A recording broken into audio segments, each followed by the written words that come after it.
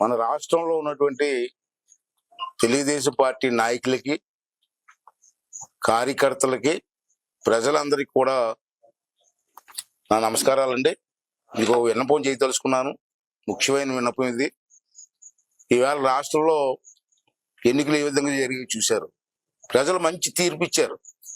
ఆ తీర్పుని గౌరవించాలి. మనం గౌరవిద్దాం.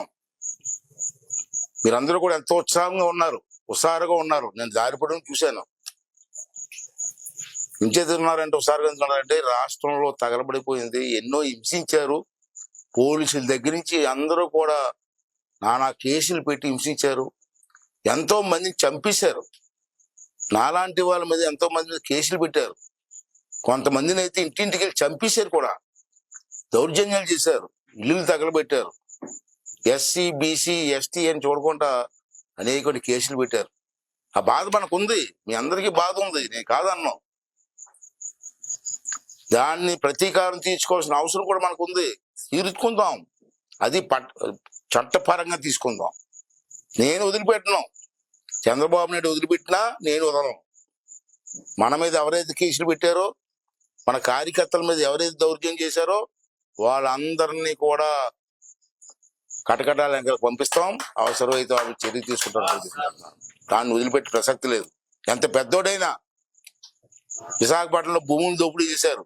ఆ భూములు కూడా వదిలిపెట్టే ప్రసక్తి లేదు. ఎంత పెద్దోడైనా, ఐఏఎస్ ఆఫీసర్ అయినా, ఎవడైనా ప్రభుత్వ భూముల్ని, ప్రజల ఆస్తుల్ని ఎంత విచ్చలవిడి దోపిడీ చేశాడో ఆ సైకోగాడు రెడ్డిగాడు ఒకడు ఉన్నాడు, విజయసాయి రెడ్డి.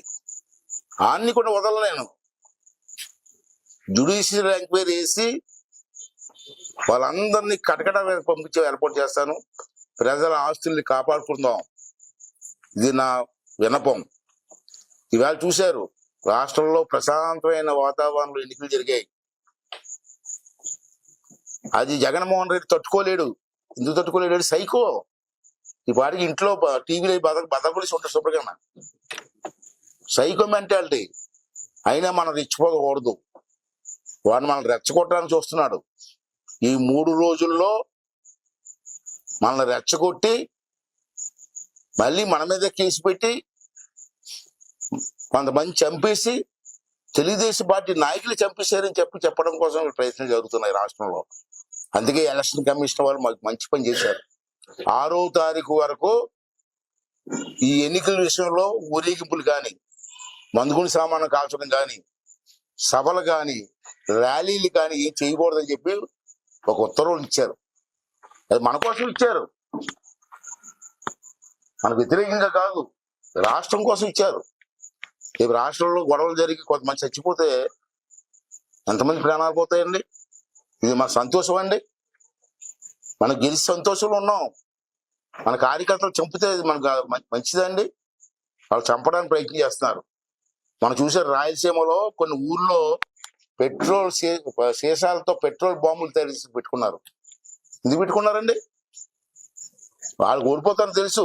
ఇవాళ మన ఇళ్ల మీద దాడి చేసి వాళ్ళని హింసించడానికి ప్రయత్నం చేస్తున్నారు. అవకాశం మనం ఇవ్వడానికి వీల్లేదు. దయవించి మీ అందరినీ కోరుకున్న దండం పెట్టి మరీ కోరుతున్నాను. 6వ తారీఖు వరకు మీరు ఎక్కడా కూడా ర్యాలీలు తీయొద్దు, ఎవరితో గొడవలు పడవద్దు. దయవించి ఎక్కడా కూడా మందుగుండు సామాను కాల్చొద్దు, సభలు పెట్టొద్దు. రేపు 9వ తారీఖు చంద్రబాబు నాయుడు గారు ముఖ్యమంత్రిగా ప్రమాణ స్వీకారం చేస్తున్నారు. అప్పుడు వరకు ఓపిక పట్టండి. ప్రమాణ స్వీకారం జరిగిన వెంటనే what is Chandrababu Naidu, what is cabinet అని చెప్పి చూపించే బాధ్యత మేము తీసుకుంటామని చెప్పి ఈ సందర్భం మనం చేస్తున్నాను. అంటే ప్రజలందరూ కూడా సహనంతో దయించి ఓపికగా ఉండండి. మంచి అవకాశం ఇచ్చారు ప్రజలు మనకి.